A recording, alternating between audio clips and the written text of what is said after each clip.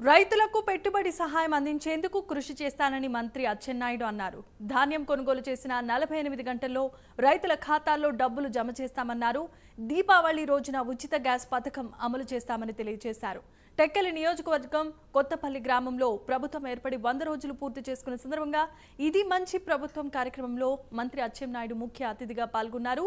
ఈ సందర్భంగా కొత్తపల్లి పరిసర గ్రామాల్లో ఉన్న సమస్యలను తెలపాల్సిందిగా గ్రామస్తులను కోరారు. భూమి ఒక రకమైనటువంటి ఒక అన్యాసమైన ప్రాంతాన్ని రద్దు చేసి ప్రభుత్వం ఎంతో మందికి సంతోషాన్ని చూపించారు. అలాగే ఇటీవల విజయనగరంలో గౌరవ ముఖ్యమంత్రి గారు 10 రోజుల పాటు బస్సులో ఉండి దగ్గర నుండి అక్కడే ఉండి తర్వాత ఆయన ఇంటికి వెళ్ళడం జరిగింది సార్. ఇది గొప్ప చరిత్ర సార్. ఈ విధంగా అనేక ఈ 100 రోజుల్లో కేవలం రాష్ట్ర ప్రభుత్వం అనేక విజయాలు సాధించడం జరిగింది. ఇవన్నీ కూడా ప్రజల్లో బలంగా తీసుకుని వెళ్ళాలని ఇది ప్రభుత్వ కార్యక్రమం మళ్ళీ చెప్తాను. ఎందుకంటే ఇది మన మీద బాధ్యత ఉంచారు. ప్రతి ఇంటికి వెళ్ళి 100 రోజుల్లో ప్రజలు గతంలో 5 రోజులు పెంచడం కూడా కేవలం 10 గంటలకి ఉదయం 10 గంటలకు పంపిణీ చేయడం జరుగుతుంది. అప్పులు ఇచ్చింది ఇసుక 5 సంవత్సరాలు ఇసుక మీద మనం ఎంత అవసరపడ్డాం. 40,000 కోట్ల రూపాయలు ఇసుక మీద మొత్తం దోపిడీ చేసేశారు.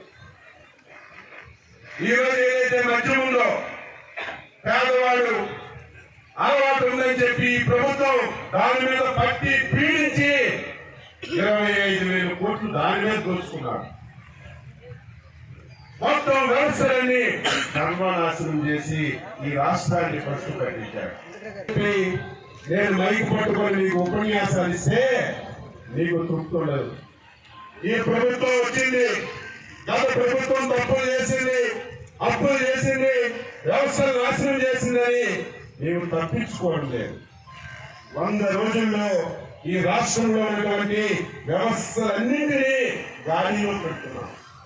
ఒక క్రమశిక్షణ నేర్పుతున్నాం.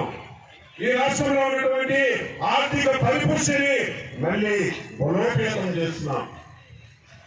కేంద్ర ప్రభుత్వం ఇప్పటికే 15,000 కోట్ల రూపాయలు అమరావతికి ఇచ్చింది, 12,000 కోట్ల రూపాయలు పోలవరం ప్రాజెక్టుకి ఇచ్చింది. ఈ రాష్ట్రంలో 3 ఇండస్ట్రియల్ లోన్స్ కింద 40,000 కోట్ల రూపాయలు ఈ రాష్ట్రానికి ఇచ్చింది. దీనివల్ల కొంచెం మనం పనులు చేసుకోవడానికి అవకాశం వచ్చిందని ఈ సందర్భంగా తెలియజేస్తాం. సహజమైనటువంటి